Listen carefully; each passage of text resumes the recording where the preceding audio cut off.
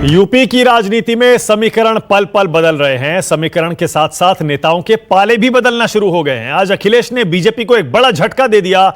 स्वामी प्रसाद मौर्य को अपने पाले में कर लिया। यूपी सरकार में कैबिनेट मंत्री स्वामी प्रसाद मौर्य आज इस्तीफा दे गए और सीधे समाजवादी पार्टी में शामिल हो गए।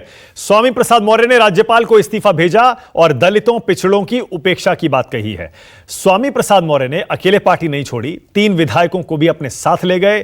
तिलहर से बीजेपी विधायक रोशनलाल वर्मा, कानपुर देहात से एमएलए भगवती सागर और बांदा से विधायक ब्रिजेश प्रजापति का भी इस्तीफा हुआ। कहा जा रहा है कई और विधायक स्वामी प्रसाद मौर्य के साथ जा सकते हैं। सबसे पहले आपको यह समझना चाहिए स्वामी प्रसाद मौर्य के पार्टी छोड़ने के मायने क्या हैं। यूपी सरकार में मंत्री और 5 बार के विधायक हैं स्वामी प्रसाद मौर्य। इस वक्त कुशीनगर की पडरौना विधानसभा सीट से एमएलए हैं। पिछड़े समाज के बड़े नेता माने जाते हैं। तकरीबन 50 सीटों पर स्वामी प्रसाद मौर्य का प्रभाव माना जाता है। स्वामी प्रसाद मौर्य बीएसपी के प्रदेश अध्यक्ष भी रह चुके हैं। 2012 से 2016 तक यूपी विधानसभा में नेता प्रतिपक्ष रहे। 8 अगस्त 2016 को बीजेपी में शामिल हुए थे। स्वामी प्रसाद मौर्य की बेटी संघमित्रा मौर्य बदायूं से बीजेपी की ही सांसद है। स्वामी प्रसाद मौर्य ने बीजेपी छोड़ने से पहले राज्यपाल को अपना इस्तीफा भेजा। चिट्ठी में उन्होंने क्या लिखा था, जरा सुनिए।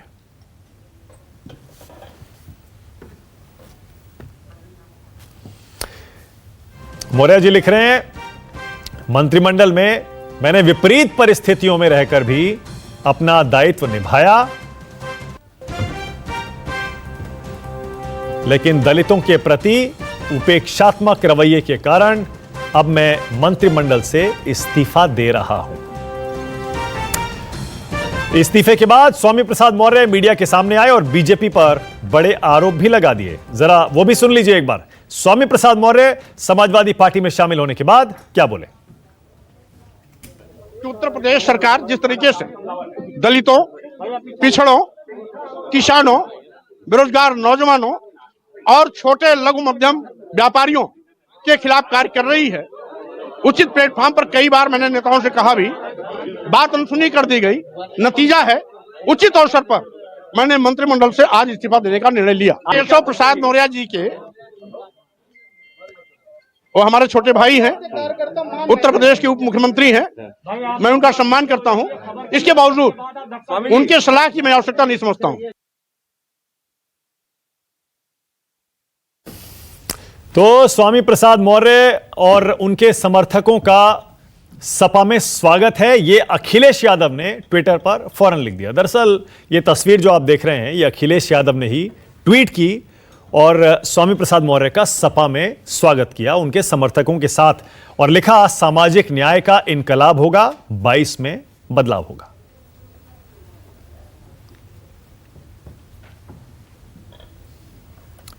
एक बड़े पिछड़े नेता का पार्टी छोड़ने पर बीजेपी में हड़कंप मच गया है। आज दिल्ली में बीजेपी की कोर ग्रुप की बैठक थी। सूत्रों के मुताबिक बैठक में इस पर चर्चा भी हुई है।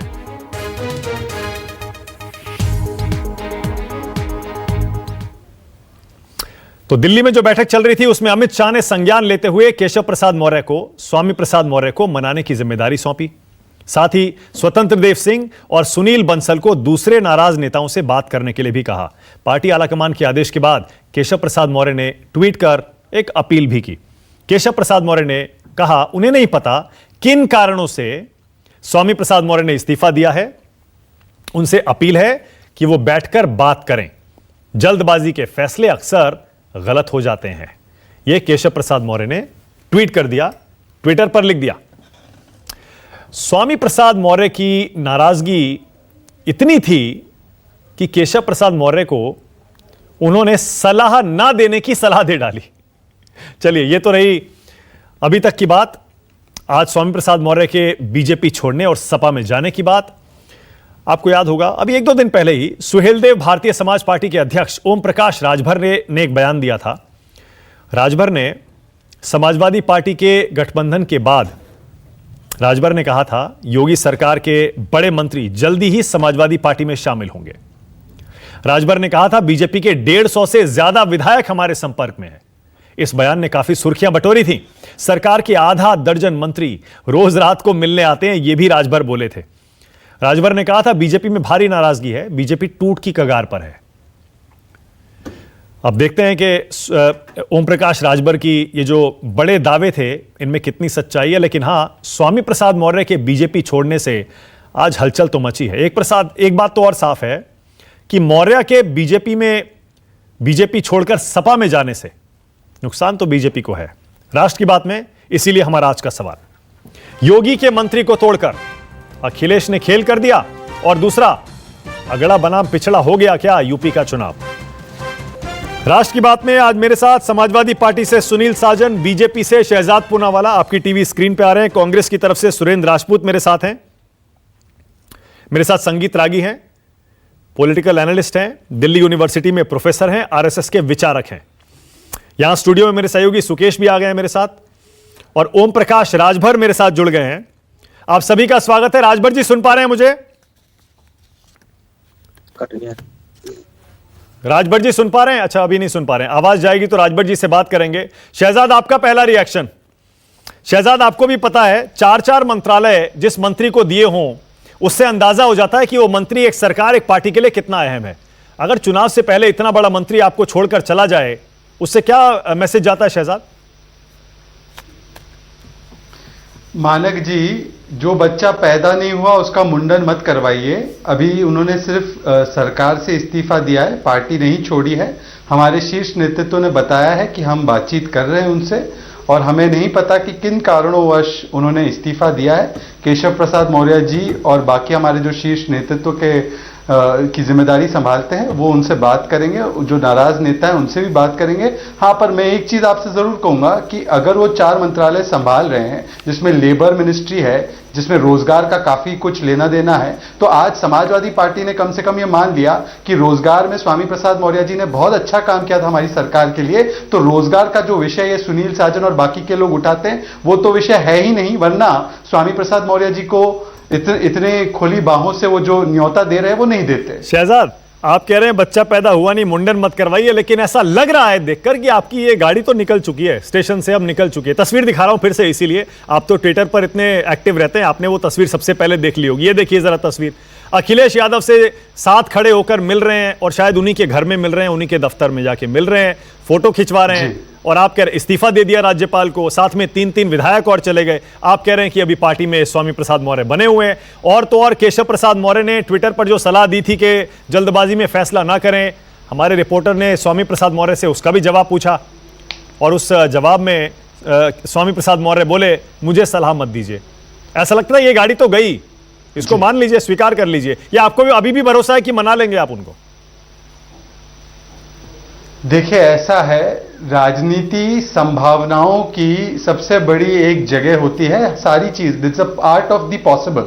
तो मुझे लगता है कि जब तक कि वो पार्टी से इस्तीफा न दे, और क्योंकि मैंने खुद सुना है स्वामी प्रसाद मौर्य जी का बयान, उन्होंने कहा है बड़े स्पष्ट तरीके से कि वो सभी लोगों से बात कर रहे हैं। और जब उन्होंने खुद ये डिनाई किया है कि उन्होंने समाजवादी पार्टी ज्वाइन नहीं की, तो मानक गुप्ता उनको ज्वाइन कराने की इतनी जल्दबाजी क्यों कर रहे हैं? देखिए, हम स्वामी प्रसाद मौर्य जी का बहुत सम्मान करते हैं।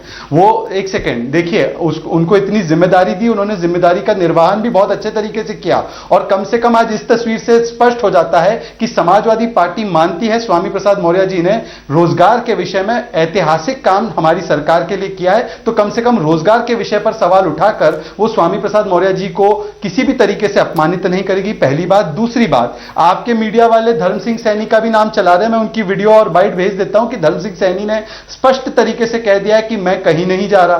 तो ये भी कई सारी अटकलें लगती है। हमारे साथ राजभर जी भी बैठे, मैं भी उनका बहुत सम्मान करता हूं, हालांकि मैं उनसे बहुत छोटा हूं, पर राजभर जी ने जो बातें कही हैं, हमारी पार्टी टूट रही है, ये हो रहा है, वो हो रहा है, इन्होंने एक बार पर तो कहा था कि मुख्तार अंसारी को भी टिकट देंगे और ओवैसी साहब से भी गठबंधन करेंगे। तो अगर हमारी पार्टी टूटने की बात पर इतना यकीन कर रहे हैं तो ओवैसी साहब और मुख्तार अंसारी वाली बात भी तो मानेंगे। अच्छा, ओके शहजाद, एक सेकंड शहजाद, सारे सवालों के जवाब लूंगा, बहुत टाइम है मेरे पास आज। लेकिन आप कह रहे हैं कि स्वामी प्रसाद मौर्य ने भी पार्टी छोड़ी नहीं है, और आप कह रहे हैं कि उन्होंने अच्छा काम किया है। ये मैं उम्मीद कर रहा हूं कि आपने बहुत सोच समझकर ये बयान दिया होगा, क्योंकि अगर वो वाकई समाजवादी पार्टी में चले जाते हैं, मुझे नहीं पता, हो सकता है आपको रातों रात अपने ये शब्द वापस लेने पड़े और ये कहना पड़े कि वो मौका परस्त हैं, और देखिए कैसे आखिरी मौके पर धोखा देकर चले गए। लेकिन आज जो उन्होंने इस्तीफे में अपनी चिट्ठी में लिखा है ना शहजाद, मैं चाहता हूं उस पर भी आप कुछ बोलिएगा। उन्होंने जो चिट्ठी राज्यपाल को भेजी है उस पर तो रिएक्ट करेंगे ना। उन्होंने कहा है विपरीत विचारधारा, विपरीत परिस्थितियों के बीच मैंने अपना जो काम किया बड़ी जिम्मेदारी से किया, लेकिन दलितों की उपेक्षा हो रही है, किसानों की उपेक्षा हो रही है, नौजवानों की उपेक्षा हो रही है इस सरकार में। आरोप लगा के जा रहे हैं वो, ऐसे नहीं है कि सिर्फ मंत्रिमंडल से इस्तीफा दिया, ऐसा लग रहा है पार्टी से भी जा रहे हैं। तभी उनकी चिट्ठी पढ़िए, बहुत गंभीर आरोप उन्होंने बीजेपी पर, सरकार पर लगा दिए। इस पर आपका क्या कहना है? देखिए मैं तो उत्तर प्रदेश की सरकार में हूं नहीं, मैं तो भारतीय जनता पार्टी का राष्ट्रीय प्रवक्ता हूं। अब सरकार में कौन सी विपरीत परिस्थिति थे या नहीं थी वो तो केवल सरकार के जो उनके साथ काम करते हैं वही बता पाएंगे, तो वो उनसे बातचीत करने के बाद ही तो आपको बता पाएंगे। पर मुझे नहीं पता कि आपको इतनी जल्दबाजी क्यों है। जब स्वामी प्रसाद मौर्य आज की तारीख में अभी जो अभी शो को चल रहा है और ये 5:09 हुए वो हमारी पार्टी में है, तो आप क्यों इतनी जल्दबाजी में, जब स्वामी प्रसाद मौर्य खुद नहीं कह रहे कि हमने पार्टी छोड़ दी है। अरे मुझे क्या जल्दबाजी होगी? एक बात बताइए शहजाद, मुझे क्या, अच्छा ओके, ऑलराइट ओके, मुझे क्या मिलना है? वो बीजेपी में रहें या बसपा में जाएं वापस, या समाजवादी पार्टी में जाएं या कांग्रेस में जाएं, अब हमें क्या मिलना है? उन्होंने जो चिट्ठी लिखी है, मैं तो आप उस चिट्ठी पे सवाल पूछ रहा हूं। जो तस्वीर आई है उनकी अखिलेश के साथ में, उस पे सवाल पूछ रहा हूं। जो आरोप लगाए हैं उन्होंने, अब तो क्लियर हो जाता है, कोई शक बचता ही नहीं है। फिर भी आप इतने डिफेंसिव क्यों हैं शहजाद? आप अभी भी उनको मनाने में क्यों जुटे हुए हैं? इसका मतलब बहुत अहम कड़ी है वो आपकी सरकार और आपकी पार्टी की, स्वामी प्रसाद मौर्य। मान लीजिए इस बात को। मैं आपको बताता हूं क्योंकि मानक जी, हम जब किसी को मंत्री बनाते हैं या जो हमारी पार्टी में काम करते हैं या जो हमारे मंत्री के रूप में काम करते हैं, हमारे साथ केवल वो क्योंकि कोई वर्ग का प्रतिनिधित्व करते ये नहीं है, वो हमारे परिवार का हिस्सा है, वो हमारे साथ एक रिश्ता रहता है। तो अगर हमारे परिवार का हिस्सा है तो आपके परिवार में अगर किसी को भी कोई नाराजगी होगी तो आप क्या बात नहीं करेंगे? क्या आप सारी समस्याओं को घर के भीतर सुलझाने की कोशिश नहीं करेंगे? या आप अगले दिन से, अगले घंटे से शो करना शुरू कर? लेकिन कोई तो वजह होगी ना कि उन्होंने अपनी शिकायतें, अपने कंसर्न्स, अपनी फिक्र, अपने मुद्दे पार्टी में नहीं उठाए और सीधा इस्तीफा भेज दिया। मैं दिल्ली में मीटिंग चल रही है अभी आपकी इलेक्शन कमेटी की, वहां पर टिकट्स डिसाइड हो रही हैं, कोर कमेटी की मीटिंग हो रही है, और वहां पता ही नहीं था कि अचानक स्वामी प्रसाद मौर्य इस्तीफा दे रहे हैं, और इस्तीफा देकर अखिलेश से मिल भी आए। नहीं, ये आपको किसने बताया कि उनको पता नहीं था? उनको पता था, उनको नहीं आइडिया था? देखिए, राजनीति में निरंतर चर्चाएं होती रहती हैं। कभी आपके मन में कुछ बात आती है तो आप कोई निर्णय लेते हैं, आपसे बातचीत की जाती है, वो निर्णय वापस भी हो सकते हैं, वो निर्णय आगे भी जा सकते हैं। तो मुझे लगता है कि अभी बैठकर हम आगे क्या होगा, इस बच्चे का मुंडन कब होगा, कैसे होगा, वो सारी चीजें ना तय करें। मुझे एक बात बता दीजिए कि अगर समाजवादी पार्टी इतनी कॉन्फिडेंट है तो उनको सभी जगह से नेता लेने की क्या जरूरत है?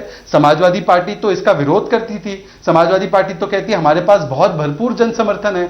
दूसरी बात मैं पूछना चाहता हूं कि आज मुझे बता दे, राजभर साहब तो कह रहे हैं कि ओवैसी के साथ भी गठबंधन करना है, राजभर साहब तो कह रहे हैं मुख्तार अंसारी को भी टिकट देना है, उसके भाई को तो पार्टी में ले ही लिया है। तो क्या इस प्रकार से मुख्तार अंसारी के बलबूते पर चुनाव लड़ेंगे?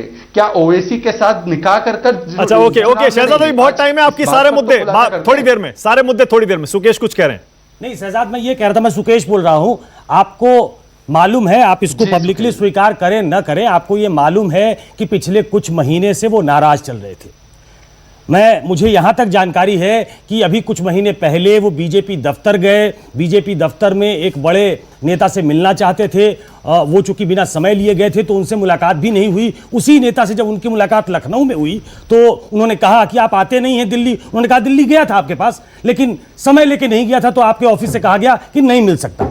तो स्थिति यहां तक थी, इसकी जानकारी मुझे है, मैं जिम्मेदारी के साथ ये कह सकता हूं। और आपको भी मालूम होगा, बीजेपी के यूपी के तमाम नेताओं को मालूम है कि उन्होंने अपनी बात आला कमान तक रखी। वो जो चाहते थे वो नहीं हो पा रहा था, उनके हाथ बंधे हुए थे। आप कह रहे हैं हम जल्दबाजी में हैं, और हम उसी तरीके से जल्दबाजी में हैं जैसे जितिन प्रसाद अमित शाह से मिलने गए थे तो हमने कहा बीजेपी ज्वाइन कर रहे हैं, चूंकि उनकी तस्वीर आई थी। आज उनकी तस्वीर अखिलेश यादव के साथ आई है, तो हम ये कह रहे हैं कि उन्होंने जो चिट्ठी लिखी है और अखिलेश यादव के साथ उनकी तस्वीर आई है, वो दोनों बताते हैं कि आपका एक बड़ा नेता, जिसको बड़े कैच की तरह लेके आए थे आप 2016 में, जब वो आपकी पार्टी ज्वाइन की थी उन्होंने, तो वो बसपा के विधायक दल के नेता थे, विपक्ष के नेता थे, और तब आपकी पार्टी में आए थे। उनको एक बड़े कैच की तरह देखा गया था, और वो एक बड़े नेता हैं। वो पिछड़ों के एक बड़े नेता हैं, ये सबको मालूम है। आपको लगता है कि आपने उनके ग्रीवांस को दूर करने में वो चुस्ती नहीं दिखाई, वो त्वरित कार्रवाई नहीं की, जिसकी वजह से वो छोड़ के जा रहे हैं आपको? शहजाद। सुकेश जी, पहले तो मैं आपको बता दूं कि हमारी पार्टी ने इन तमाम वर्गों को जिनकी अनदेखी वर्षों तक की गई, और एक पार्टी कहती है कि वो उनका प्रतिनिधित्व करती है पर केवल एक कुनबे की पार्टी बन चुकी है।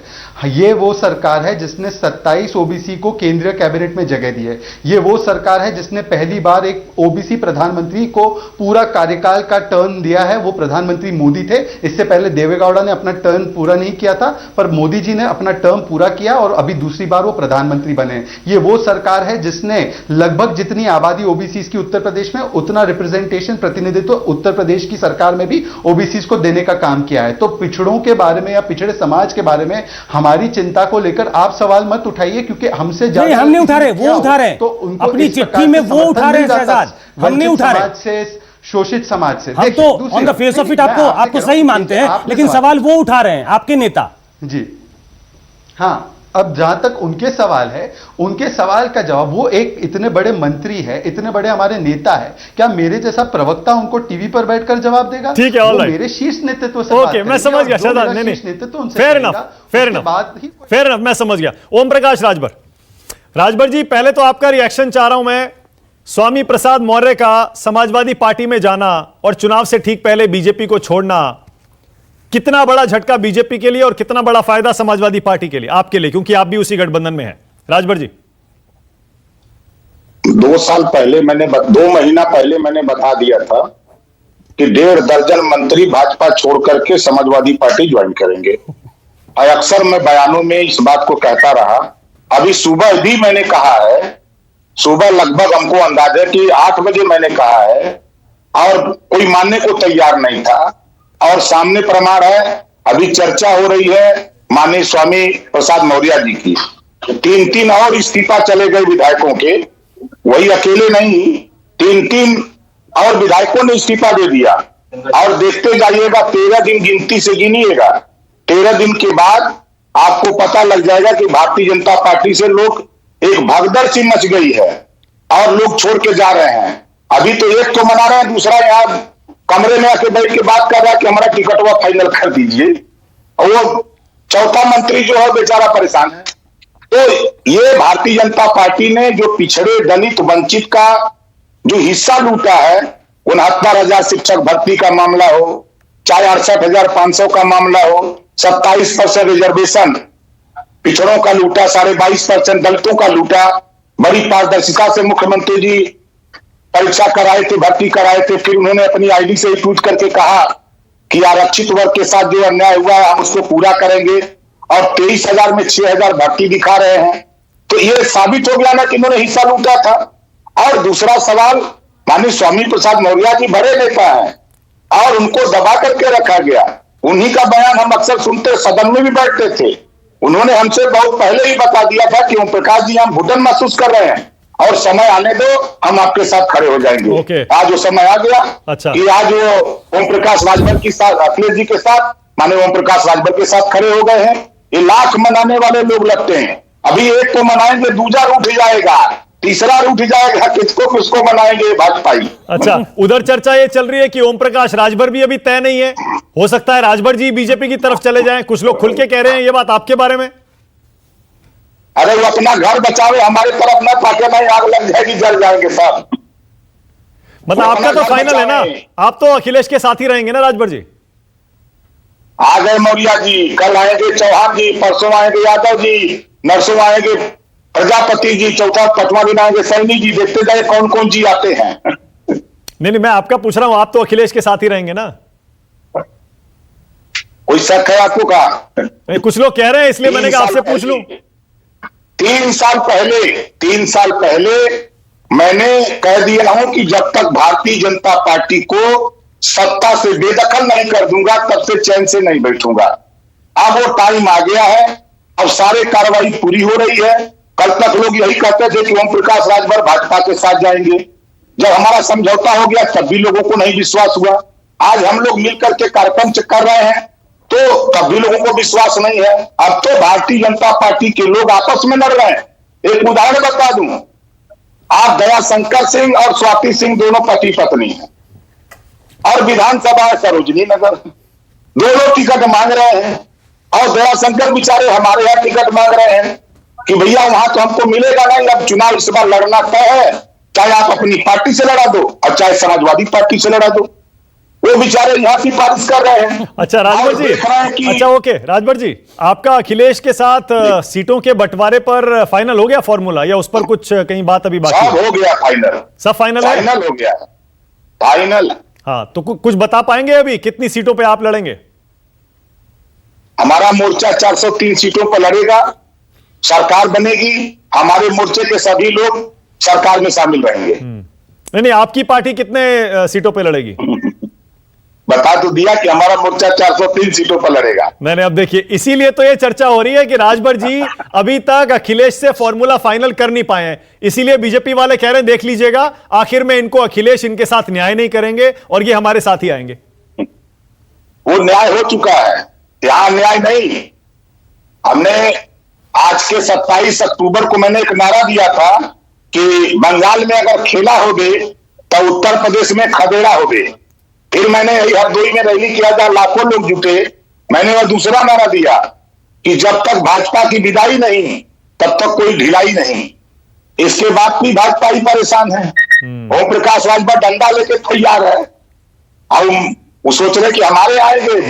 10 मार्च को 10 बजे काउंटिंग होगी, भारतीय जनता पार्टी के लोग घर से बाहर नहीं निकलेंगे, देख लीजिएगा। ओके, और पूरे प्रदेश में अखिलेश यादव का डंका बजेगा। ओके, बस ये और बता दीजिए एक बार फिर से कौन कौन से बड़े मंत्री हैं राजभर जी बीजेपी के जो अखिलेश के साथ आने वाले हैं, पार्टी छोड़ने वाले हैं?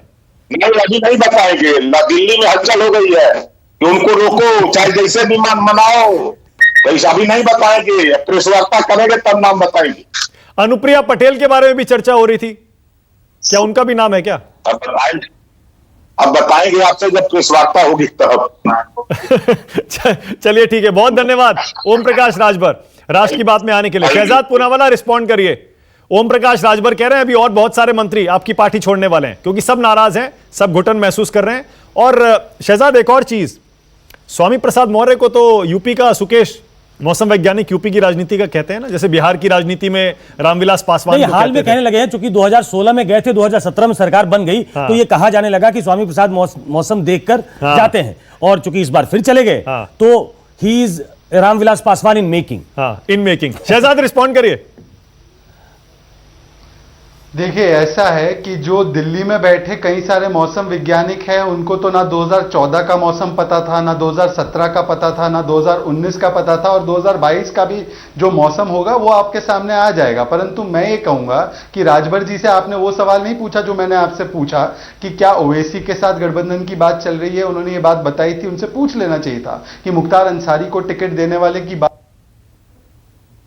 शहजाद से संपर्क टूट गया है। शहजाद अपनी बात पूरी करने का मौका दूंगा आपको। सुनील साजन, शहजाद ओके, सुनील साजन, सुनील पहले तो यह बताइए, चुनाव से पहले अगर कोई बड़ा नेता रूलिंग पार्टी छोड़कर विपक्षी पार्टी में जाता है, ऑपोजिशन पार्टी में जाता है, उसकी विश्वसनीयता क्या रह जाती है? सीधे सीधे मौका परस्ती है सुनील साजन। ऐसे में आप कैसे कह रहे हैं बीजेपी को बड़ा झटका लग गया और देखिए सब बड़े नेता हमारी तरफ आ रहे हैं? देखिए मानक जी, मौका परस्त आप नहीं कह सकते हैं। स्वामी प्रसाद मौर्य जी पिछड़े और दलितों की लगातार आवाज उठाते रहे हैं और वो बहुत बड़े नेता हैं। अभी जब सुकेश जी कह रहे थे, वो सच कह रहे थे कि वो ओबीसी के बहुत बड़े उत्तर प्रदेश के नेता हैं। और अभी आज तो भारतीय जनता पार्टी से पिछड़े और दलितों का इस्तीफा का सिलसिला शुरू हुआ है। यह सिलसिला अभी रुकने वाला नहीं है। आप जानते हैं मानक जी, ये सिलसिला किस दिन रुकेगा जाके? 10 मार्च को अब तक योगी आदित्यनाथ का इस्तीफा हो चुका होगा, तब यह सिलसिला रुकेगा। जिन ओबीसी और या जिन दलित के बच्चों का, छात्राओं का आरक्षण छीना है योगी जी ने, वही पिछड़े और दलित मिल करके भाजपा से सरकार छीनेंगे, योगी जी से सरकार छीनेंगे। तो कोई आप उनको मौका परस्त मत कहिए। नहीं सुनील, एक सवाल पूछूं सुनील साहब से। सुनील, आपने कहा कि सुकेश जी ने एक बात ठीक कही, मैं एक बात और ठीक कह रहा हूं, उसका भी जवाब दे दीजिएगा। जी, मानक जी। कह रहे हो मौका परस्त हैं। मैं जी। साबित करता हूं कि वो मौका परस्त कैसे हैं। खुद मंत्री हैं, बेटे को भाजपा ने टिकट दिया 2017 में, बेटी को टिकट दिया, बेटी सांसद हैं बीजेपी से। भाजपा जी। ने उनके लिए उनके पूरे परिवार के लिए सब कुछ किया। अब क्या, अब उनको मौका परस्त ना कहा जाए तो क्या कहा जाए? हाँ, क्योंकि कहा नहीं, जाता है कि सुकेश वो उप मुख्यमंत्री बनना चाहते थे, वो पार्टी में और अहमियत चाहते थे, लेकिन केशव नहीं, प्रसाद मौर्य के रहते वो संभव नहीं हो पाया और इसीलिए उन्होंने पार्टी छोड़ दी, आपकी तरफ आ गए। ठीक ठीक बात है मानक जी। क्या है, जब उत्तर प्रदेश में आप सच में देखेंगे कि जिस समाज से वो आते हैं, उन समाज के जो उप मुख्यमंत्री हैं वो उस समाज के नेता हैं या स्वामी प्रसाद मौर्य हैं। तो स्वामी प्रसाद मौर्य के सामने केशव प्रसाद मौर्य बहुत बौने हैं। वो हो सकता है भाजपा उनको उप मुख्यमंत्री बना दे, लेकिन फिर भी क्योंकि वो मौर्य थे तब भी उनको स्टूल दे दिया। उप मुख्यमंत्री बना सकते हैं लेकिन बराबर की कुर्सी नहीं दे सकते। नहीं। यही तो सामंती व्यवस्था है ना। नहीं, लेकिन शहजाद उसी में देखिए तो यही कह घुटन रहे थी। थे अभी, शहजाद अभी यही कह रहे थे सुनील, कि जिस मंत्री का, जिसके काम का, जिसके मंत्रालयों के काम का आपने 4.5 साल तक विरोध किया, आपने कहा पोल खोल दी, बेरोजगारी देखिए बढ़ गई, अब उसी मंत्री को आप अपनी पार्टी में शामिल करेंगे और अपना चेहरा भी बनाएंगे। सरकार के काम पर कैसे सवाल उठाएंगे फिर सुनील? देखिए हम सरकार, देखिए क्या है ना, स्वामी प्रसाद मौर्य ने पिछड़े दलितों का आरक्षण नहीं छीना ना। स्वामी प्रसाद मौर्य के वजह से ऑक्सीजन नहीं मिली आप नहीं कह सकते। उसके मुखिया तो योगी आदित्यनाथ थे, आरक्षण छीनने वाले, पिछड़े दलितों का फर्जी इनकाउंटर कराने वाले, बड़े घोटाले करने वाले। ओके, शहजाद रिस्पॉन्ड कर रहे हैं, उसके अगर- बाद आ रहा हूं सुरेंद्र राजपूत और संगीत रागी। मानक जी, मैं सख्त आपत्ति करता हूं जिस प्रकार से जाति सूचक एक तरीके से हमला किया गया केशव प्रसाद मौर्य पर, कि वो एक बौने हैं, वो बौना है, उसको स्टूल की बहुत जरूरत बौने है। हैं। इस प्रकार की भाषा ओबीसी हमारे नेताओं के बारे में बात ना की जाए। ये प्रधानमंत्री को भी बार बार गालियां देते हैं, जबकि देश के सबसे पहले ओबीसी प्रधानमंत्री जिन्होंने टर्म कंप्लीट किया वो प्रधानमंत्री नरेंद्र मोदी है। मैं इस प्रकार की जाति सूचक मानसिकता और शब्दों का कतई मैं स्वीकार नहीं कर सकता। मैं अपनी सख्त आपत्ति दर्ज ओके, करता all हूं right, जो ठीक है। समाजवादी पार्टी ने ये जाति सूचक ठीक है, हमला डन। ओके, किया है सुरेंद्र केशव राजपूत, प्रसाद संगीत मौर्य रागी। जी पे, इसको सुरेंद्र तुरंत राजपूत, withdraw क्या अगला किया जाए। पिछड़ा हो गया ना, क्या ये चुनाव? ये एक हमारे नेता को बौना कहना, हमारे नेता को स्टूल की जरूरत है, ये इस प्रकार से जो मानसिकता दिखा रहे हैं, इसको स्टूल किसने तुरंत दी? इसको रिकॉर्ड से क्लियर करने के स्टूल लिए किसने सुनील दी? जी ओके, को ऑल राइट सुनील, एक इनको सेकंड तुरंत लौटूंगा ये सेकंड इसको राउंड के delete लिए। किया जाए। पहले ये फर्स्ट और राउंड में किसी भी- सुरेंद्र राजपूत, और संगीत किसी भी रागी को भी जाति मुझे के मौका नेता को देना है नहीं कहा अभी। जाता है। सुरेंद्र राजपूत, नहीं, ये संगीत इस- रागी, पहले सुरेंद्र राजपूत। सुरेंद्र राजपूत, क्या लग रहा है आपको, अगला पिछला खेल शुरू हो गया यूपी के चुनाव में? अखिलेश यादव ने खेल कर दिया क्या? देखिए, भारतीय जनता पार्टी के डर का, भय का, लोभ का, लालच का मॉडल कोड ऑफ कंडक्ट लगते ही वो खात्मा हो गया है। सीबीआई से डर खत्म हो गया, इनकम टैक्स से डर खत्म हो गया, उत्तर प्रदेश में जो पुलिस थी उससे डर खत्म हो गया, और जो है कहीं ना कहीं बाकी सारी एजेंसियों से भी डर खत्म हो गया है। तो इसलिए अब भगदड़ मच रही है भारतीय जनता पार्टी में। जो लोग भी वहां घुटन महसूस कर रहे थे वो अब जा रहे हैं। अभी सुकेश जी और आप बाकी सब लोग कह रहे थे कि साहब ये लोग मौका परस्त हैं। तो मुझे एक बात की नहीं समझ में आती, जब जितिन प्रसाद जाते हैं, मंत्री बनते हैं, तब कहते हैं साहब प्राइज कैच है भारतीय जनता पार्टी। जब ज्योतिरादित्य सिंधिया जाते हैं तब उनको मौका परस्त नहीं कहा जाता, तब उनको कहा जाता है ये प्राइज कैच है, भारतीय जनता पार्टी की रणनीति है। भारतीय जनता पार्टी ने मध्य प्रदेश में सरकार बना ली। तो सच बात यह है कि लेवल प्लेइंग फील्ड रखिए मानक भाई। नहीं, एक सेकंड।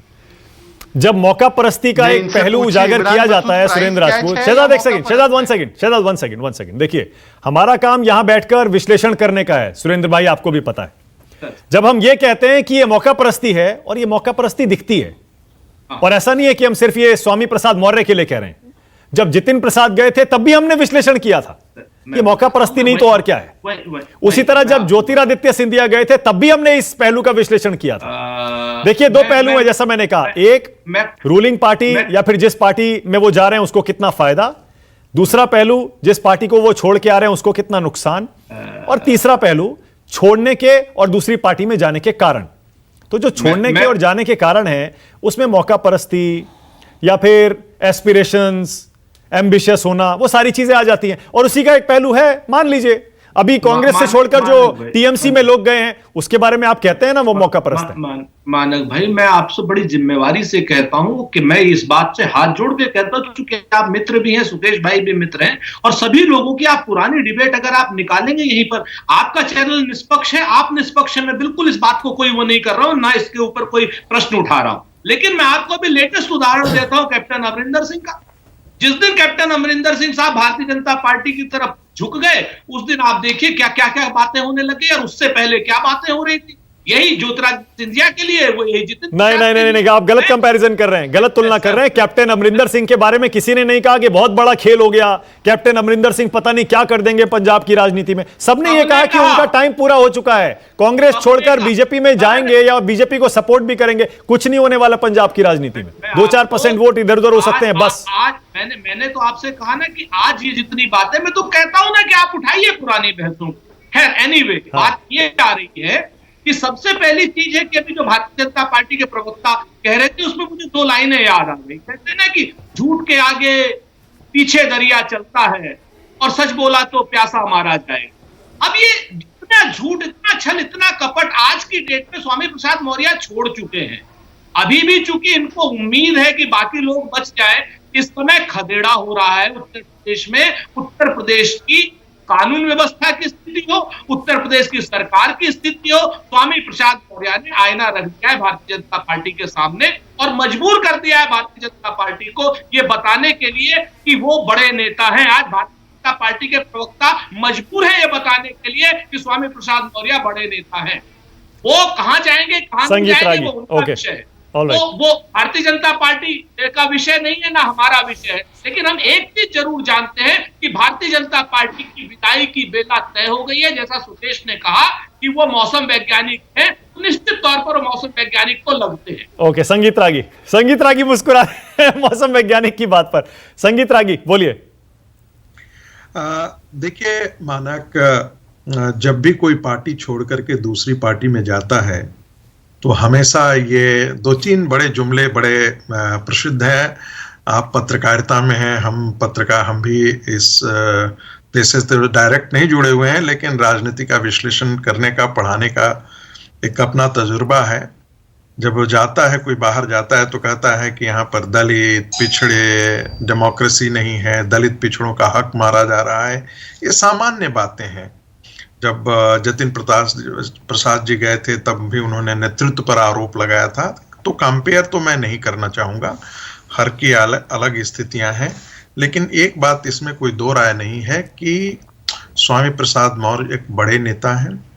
बड़े नेता होने के कारण उत्तर प्रदेश की राजनीति में भारतीय जनता पार्टी ने 4-4 मंत्रालय किसी को सौंपा हो, बेटे को टिकट दिया हो, बच्ची को टिकट दिया हो, तो ऐसा कहना ये गलत होगा कि उनके व्यक्तिगत राजनीतिक इंटरेस्ट को या उनके पारिवारिक राजनीतिक इंटरेस्ट को भारतीय जनता पार्टी ने पैट्रोनाइज नहीं किया।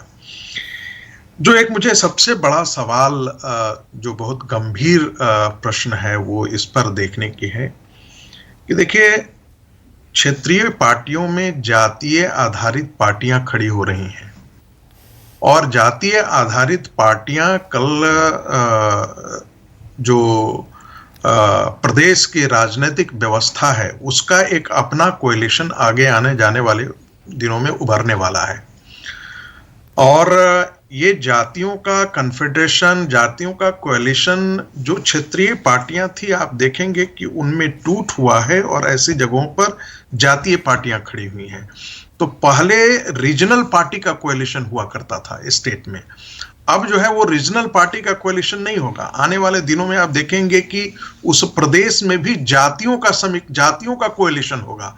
पटेल की पार्टी होगी, राजभर की पार्टी होगी, किसी और की पार्टी होगी, निषाद की पार्टी होगी। तो ये एक नए राजनीतिक संस्कृति का और एक नई पार्टी का नए समीकरण का उभार हो रहा है भारतीय राजनीति में।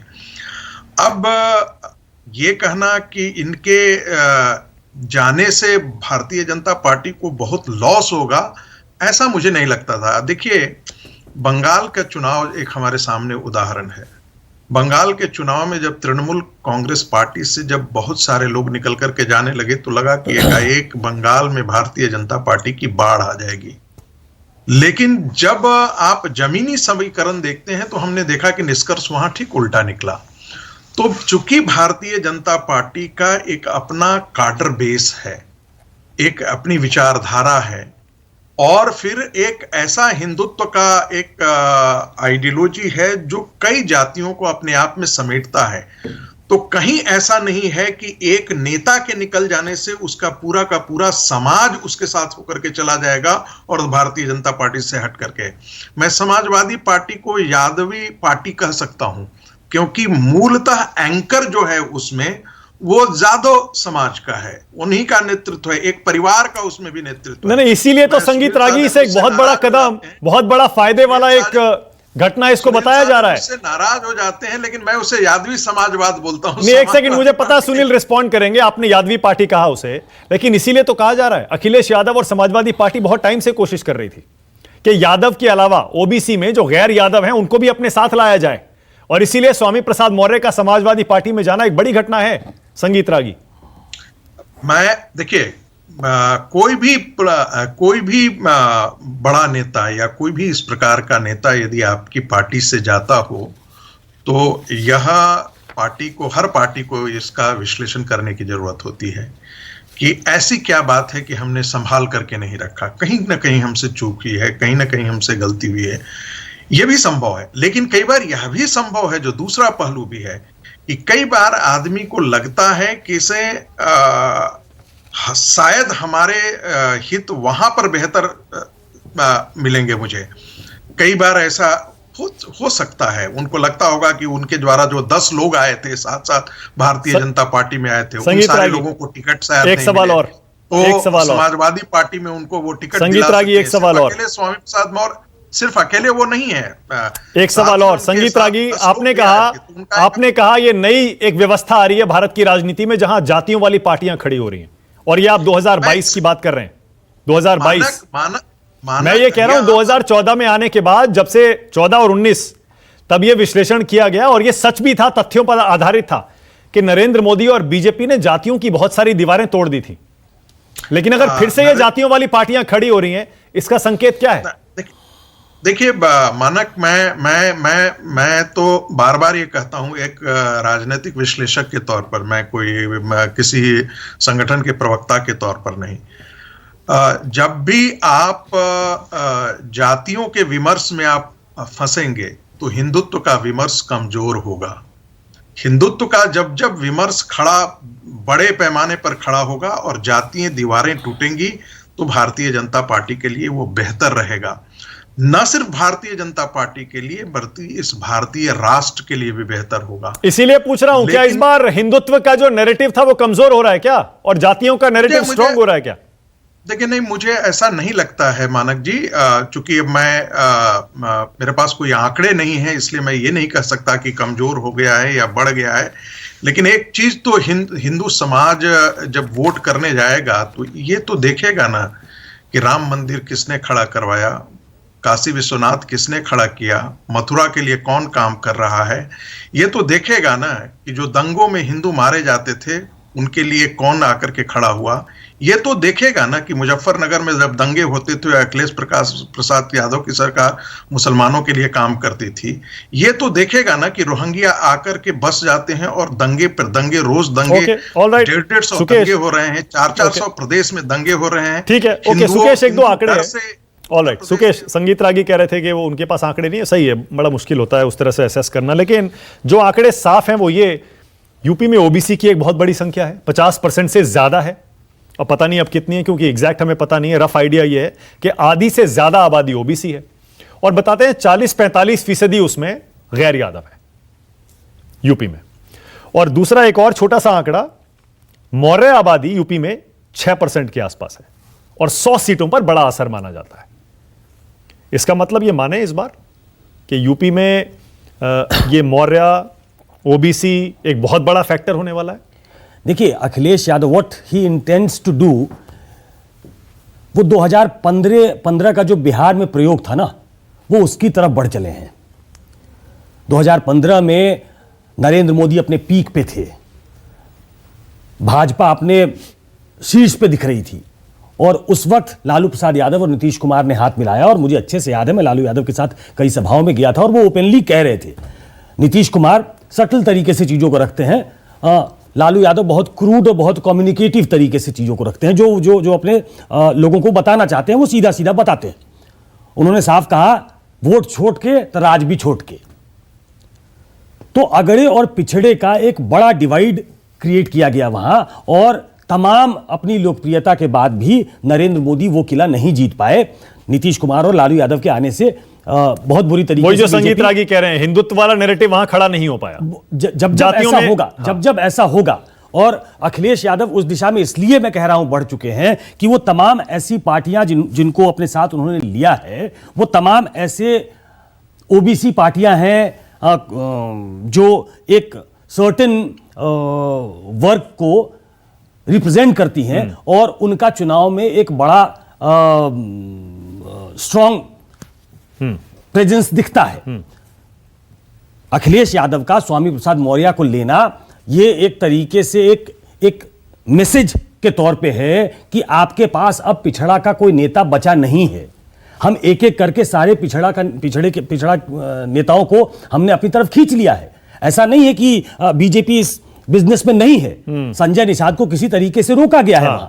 संजय निषाद अभी भी हैं।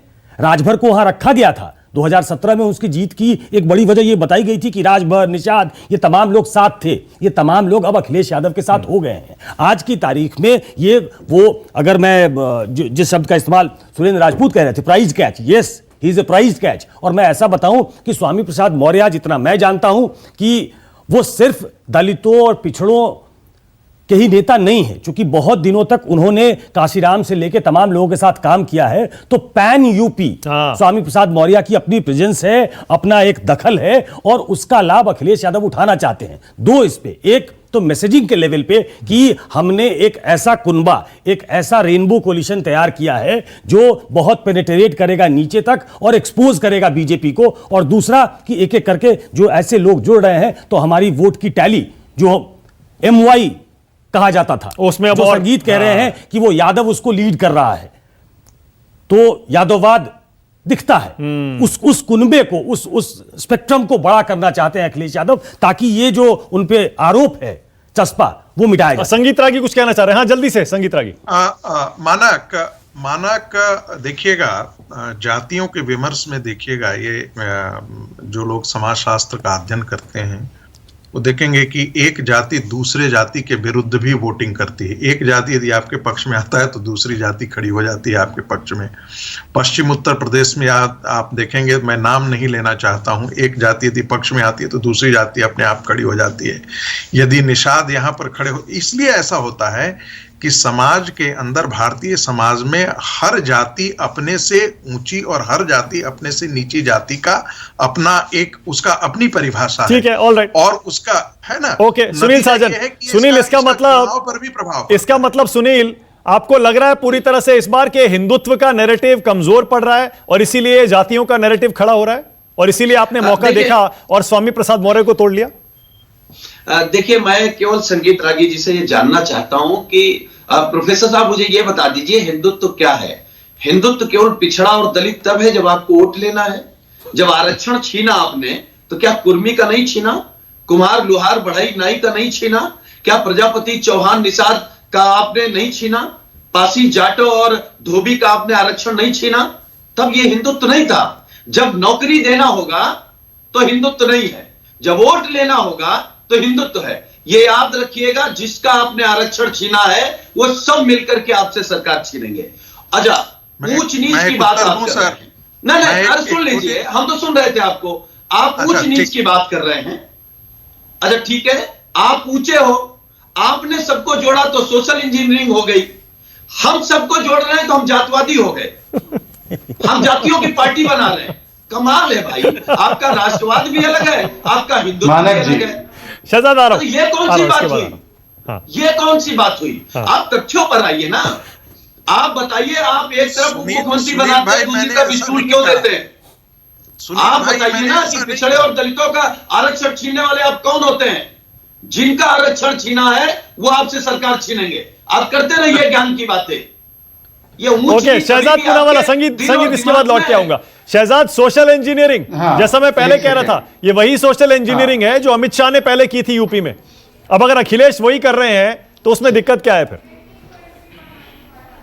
मैं 3-4 बातें रखूंगा क्योंकि बहुत सारे सवाल थे। एक तो यह है कि अगर हिंदुत्व का नैरेटिव जैसे आप कह रहे हैं कमजोर पड़ रहा है, तो कल तक जो रोम रोम रोम कर रहे थे वो आज राम राम राम कर रहे हैं। जो कल तक राम कार से वो को गोलियां चलाने का अभिमान महसूस कर रहे थे, जिन्ना महान तालिबान का गुणगान कर रहे थे, वो आज श्री कृष्ण को स्वप्न में देख रहे हैं। तो हिंदुत्व कमजोर हो रहा है या आज लोग समझ में आ रहा है कि जो आपने राजनीति इतने वर्षों तक की तुष्टिकरण की, उसके कोई टेकर्स नहीं है। अब केवल आपको भी वही बोलना पड़ेगा जो भारतीय जनता पार्टी हमेशा से कहते आ रही है कि हिंदुओं का अपमान मत कीजिए। दूसरी बात मैं पूछना चाहता हूं इनसे, देखिए हमारी जाति विकास की जाति है। ये केवल कास्ट एरिथमेटिक करके कि इसको यहां से पकड़ा दोनों को जोड़ा वोट मिल जाएगा, ये तो बबुआ और बुआ भी एक साथ आ गए थे। क्यों नहीं मिला इनको वोट? इसलिए नहीं मिला क्योंकि जब हम सोशल इंजीनियरिंग की बात करते हैं तो वो केवल कागज पर नहीं होता।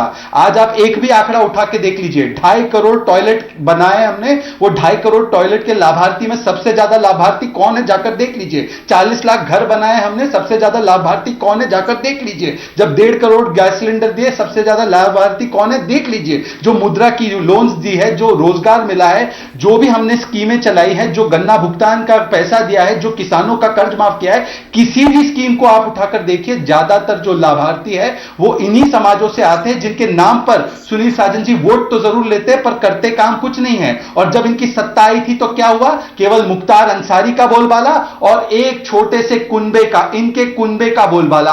अपने कहीं साले को बना दिया, अपनी भाभी को बना दिया, अपने पिता को बना दिया, अपने भाई को बना दिया। इन्होंने तो यादव समाज के लिए भी कुछ नहीं किया। आपने भी तो स्वामी प्रसाद मौर्य के बेटे को, बेटी को, 4 मंत्रालय, खुद स्वामी प्रसाद मौर्य को आपने भी तो कोशिश की। और आपके ऐसे बहुत सारे कितने नेता हैं, उनके नाम अगर गिनेंगे तो अभी देखिए समय कम पड़ जाएगा। ये आरोप बड़ा कन्वीनियंट हो जाता है कई मौकों पर। नहीं, आप कह रहे हैं, अगर आप कह रहे हैं कि अगर हम सशक्तिकरण करते हैं किसी पिछड़ी समाज के व्यक्ति का या जो वंचित समाज के व्यक्ति का, तो हम गलत कर रहे हैं। किसी को यहां पे उससे आपत्ति है कि हमने प्रधानमंत्री ओबीसी क्यों बनाया? किसी को इस बात की आपत्ति है तो बता दे, वो पहले ही बता दे। दूसरी बात मैं सिर्फ इतना पूछना चाहता हूं कि देखिए आज हम कह रहे हैं कि आज चुनाव क्या है? विकास, विरासत और जो एक समाज है जो पूरे देश के लिए खड़ा होता है, ये 80% बनाम ये 20% जो कि एक केवल तुष्टिकरण की राजनीति में विश्वास रखता है, केवल विरोध के नाम पर विरोध करने में विश्वास रखता है। और इस तरीके की राजनीति जो है सुरेंद्र राजपूत, ये 80-20 वाला देखिए अल्टीमेटली आ गया ना घूम के वहीं पे। तो ये अगला पिछड़ा हो रहा है, चुनाव जातियों पे होगा या फिर 80-20 वाला होगा जैसे शहजाद कह रहे हैं? देखिए बड़ी स्पष्ट है, भारतीय जनता पार्टी का बस चलेगा तो ये लोग सिर्फ ओवैसी साहब के साथ चुनाव लड़ना चाहते हैं। ये लोग एक के ठेकेदार, वो लोग दूसरे के ठेकेदार, बाकी सब लोग ढपली बजाएंगे। लेकिन ये चुनाव इनकी पिच पर अब नहीं है।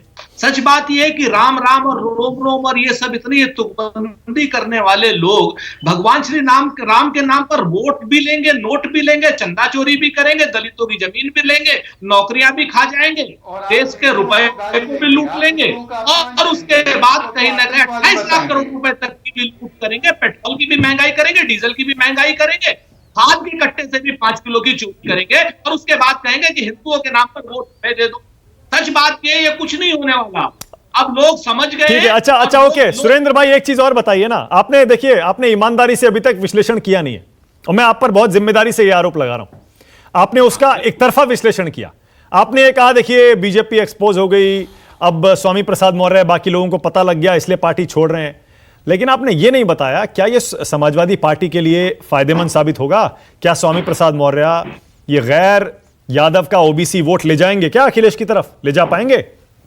देखिए दो चीजें बड़ी स्पष्ट है मानक भाई, वोट किस तरफ जाएगा जनता तय करेगी। हम लोग श्रीमती प्रियंका गांधी जी के नेतृत्व में चुनाव लड़ रहे हैं, आधी आबादी के साथ चुनाव लड़ रहे हैं, मजदूरों के साथ चुनाव लड़ रहे हैं, किसानों के साथ चुनाव लड़ रहे हैं, नौजवानों के साथ और महिलाओं के साथ, बेरोजगारों के साथ और आपके साथ भी चुनाव लड़ रहे हैं, तमाम लोगों के साथ चुनाव लड़ रहे हैं। ये चुनाव विकास पर होगा, ये चुनाव भारतीय जनता पार्टी के विनाश के मॉडल पर नहीं होगा, भारतीय जनता पार्टी की चंदा चोरी के मॉडल पर नहीं होगा, भारतीय जनता पार्टी के किसानों के खाद की चोरी पर नहीं होगा, महंगाई पर ये चुनाव, इन लोगों की बात आ जाती है। इन सब चीजों पर ये चुनाव हुआ। ओके, शहजाद को मुझे छोटा सा मौका देना पड़ेगा। शहजाद, हाँ बोलिए, रिस्पॉन्ड करिए। हाँ, ये बार बार सुनील साजन भी आरोप लगा रहे हैं कि आपने आरक्षण छीन लिया, और सुरेंद्र राजपूत भी कह रहे हैं। ऐसा है, ये दोनों ने रिलीजियस ग्राउंड पर वकालत की थी रिजर्वेशन की, सलमान खुर्शीद और अखिलेश यादव, और उनके मैनिफेस्टो में ये मुस्लिम आरक्षण देने वाले थे, तो किसके हिस्से से जाता? ये दोनों के मैनिफेस्टो में था। और ये कहते हैं, और जो मुस्लिम आरक्षण संविधान के खिलाफ है, ये ओबीसी से छीनकर ये मुस्लिम आरक्षण जो कि संविधान के खिलाफ है देना चाहते थे, और ये हमें बताते कि हमने आरक्षण छीना। ये लोग थे जिन्होंने षड्यंत्र रचा केवल तुष्टीकरण की राजनीति के लिए, ये मुस्लिम आरक्षण करना चाहते थे। और अगर मैं झूठ बोल रहा हूं तो क्या सलमान खुर्शीद ने इसकी अनाउंसमेंट नहीं की थी? क्या इनके 2012 के मैनिफेस्टो में नहीं था धर्म के आधार पर आरक्षण? बताइए उसको गलत पहले। ओके, सुनील साजन कुछ कह रहे हैं, बोलिए सुनील। मानक जी, मैं केवल बीजेपी के प्रवक्ता को यह बता दूं कि जैसे उत्तर प्रदेश में समाजवादी सरकार बनेगी, हमारे नेता ने कहा 3 महीने के अंदर जातीय जनगणना करा लेंगे, जिसकी जितनी संख्या होगी, जितनी संगीत सोम की होगी उनको आरक्षण दे देंगे, जितनी राजपूत जी की होगी उनको दे देंगे, जितनी राजभर, मौर्य, कुमार, नाई, लोहार, यादव, मुस्लिम, जिसकी जितनी होगी उसको दे देंगे। एक तो आरक्षण पे हम दुविधा में नहीं है। जो बात योगी आदित्यनाथ जी कह रहे हैं, आप माना जी सोच सकते हैं कि जो संवैधानिक पद पर हो वो व्यक्ति ये बात कह सकता है कि 80-20 की लड़ाई है? अरे ये लड़ाई उत्तर प्रदेश में 15-85 की है। जो लोग 15-85 समझते हैं वो जान गए हैं कि लड़ाई किस दिशा में है। अब आपका कुछ नहीं बचा, सफाया होने जा रहा है। Okay, all right, okay, time भी खत्म हो रहा है। Sukesh, closing comment. और मैं चाह रहा हूं कि थोड़ा सा स्वामी प्रसाद मौर्य तो है, एक एंगल है, बीजेपी की दिल्ली में एक मीटिंग भी चल रही है जहां कुछ खबरें ऐसी आ रही हैं कि बहुत सारे सिटिंग एमएलए के टिकट कट सकते हैं। इस स्वामी प्रसाद मौर्य और जो एमएलए जा रहे हैं उनकी इस खबर का, इस घटना का विश्लेषण इस लाइट में भी होना चाहिए कि खबर यह आ रही थी कि कुछ एमएलए को पता लग गया था कि हमारे टिकट कटने वाले हैं। तो स्वामी प्रसाद मौर्य के साथ जो एमएलए जा रहे हैं या और जिनकी खबर चल रही है, हो सकता है कि उनके पास अब कोई चारा ही ना हो, और बीजेपी इसीलिए कंफर्टेबली बैठी हुई है, जाए तो जाए। अपने एक जर्नलिस्ट फ्रेंड को ट्विटर पे पाया मैंने, उसने लिखा था कि अभी जैसे कोरोना पीक पे नहीं है ना, जनवरी के लास्ट में पीक पे आएगा, वैसे ही ये पॉलिटिकल एक्सोडस जो है वो अभी पीक पे नहीं है। हाँ। वो जनवरी लास्ट में पीक पे होगा। तो बहुत सारे लोग जाएंगे जिनका टिकट कटने वाला है, और बीजेपी में बहुत सारे विधायकों का टिकट कटेगा, ऐसी बहुत दिनों से आशंका है। बहुत सारे विधायकों को इस बात की आशंका है कि उनका टिकट कट जाएगा। लेकिन politics is a game of perception. पर बीजेपी तो इस गेम में माहिर है, अक्सर बड़े बड़े चेहरों को तोड़ के लाती है और पूरे तामझाम के साथ पेश करती है कि देखिए ये आ रहे हैं बीजेपी में, ये आ रहे हैं बीजेपी में। अभी उनके टूट के जा रहे हैं ना, अभी उनके टूट के जा रहे हैं, और ऐसे नेता जा रहे हैं जो ओबीसी कास्ट को रिप्रेजेंट करते हैं। और आप सुन रहे होंगे सुनील साजन को, उन्होंने जातिवार जनगणना की बात की, तो वो बिल्कुल ड्रैग करके वहां लाना चाहते हैं कि अगड़े और पिछड़े का चुनाव बनाया जाए। जब नरेंद्र मोदी को पहले ओबीसी बताया जाता है, पहले वो खुद बताते हैं, आज शहजाद पूनावाला बता रहे हैं। नरेंद्र मोदी जब अपने कैबिनेट का एक्सपेंशन करते हैं तो वो कहते हैं कि पार्लियामेंट में उनको अपना इंट्रोड्यूस नहीं करने दिया गया अपने नए मंत्रियों को, वो उसमें इतने ओबीसी ऐतिहासिक फैसला लिया था, वो सिंबॉलिक था। लेकिन प्राइम मिनिस्टर भी वो ओबीसी कार्ड खेलना चाह रहे थे। तो जब कन्वीनियंट होता है, हर पॉलिटिकल पार्टी ये कार्ड खेलती है। आज अखिलेश यादव खेल। ओके, ऑल राइट, मेरे पास टाइम इतना ही है। आज बहुत बहुत धन्यवाद शहजाद पूनावाला, सुरेंद्र राजपूत, संगीत रागी, थैंक यू, सुनील साजन और राजभर जी भी थे। फिर चर्चा होगी। Thank you Sukesh. छोटा सा ब्रेक ले रहा हूं। इस शो को आप दोबारा देखना चाहते हैं, यूट्यूब और फेसबुक पर देख सकते हैं। नमस्कार।